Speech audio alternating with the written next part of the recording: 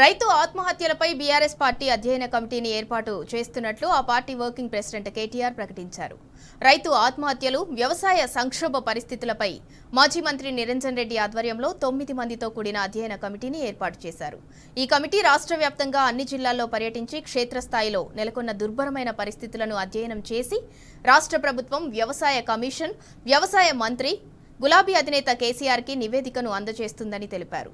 ఈ కమిటీ 2 వారాల పాటు విస్తృతంగా పర్యటిస్తుందని చెప్పారు. రాష్ట్రంలో రైతు ఆత్మహత్యలకు గల కారణాలు, వ్యవసాయ సంక్షోభానికి దారితీసిన పరిస్థితులను పరిశీలించి ఒక నివేదికను తయారు చేస్తుందన్నారు.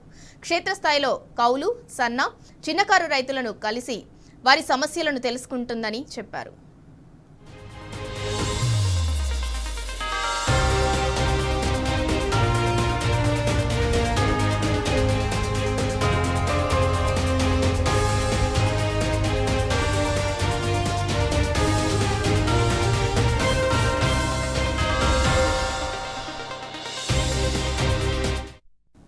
రైతులకు అనేక హామీలు ఇచ్చి గద్దెనెక్కిన రేవంత్ సర్కార్ ఏడాది పాలనలో ఆత్మహత్యలు విపరీతంగా పెరిగిపోయాయని కేటీఆర్ ఆవేదన వ్యక్తం చేశారు.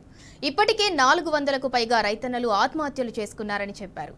రైతు రుణమాఫీ కనీసం 30% దాటకపోవటం, రైతన్నలకు కొన్ని సంవత్సరాలుగా అందుతున్న రైతు బంధును ఆపివేసి ఇస్తామన్న 15,000 రూపాయల రైతు భరోసాని కూడా ఎగ్గొట్టడం వంటి ప్రధానమైన ఆర్థిక సమస్యలు రైతు ఆత్మహత్యలకు దారితీస్తున్నట్లు తెలిపారు.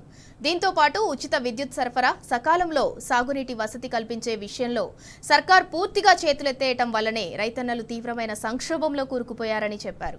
కాంగ్రెస్ పార్టీ అవలంబిస్తున్న రైతు వ్యతిరేక విధానాల వల్లనే పూర్తిగా రాష్ట్ర వ్యవసాయ రంగం చిన్నాభిన్నమైందని మండిపడ్డారు.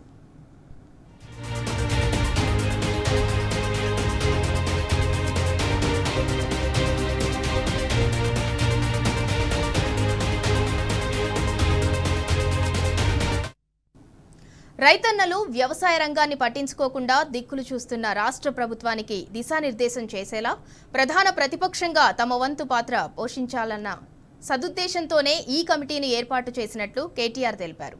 10 ఏళ్ల పాటు రైతును రాజును చేసే లక్ష్యంతో పనిచేసిన బీఆర్ఎస్ ప్రస్తుతం రాష్ట్రంలో ఉన్న పరిస్థితులను ప్రభుత్వం దృష్టికి తీసుకెళ్లాలని ప్రయత్నం చేస్తోందన్నారు.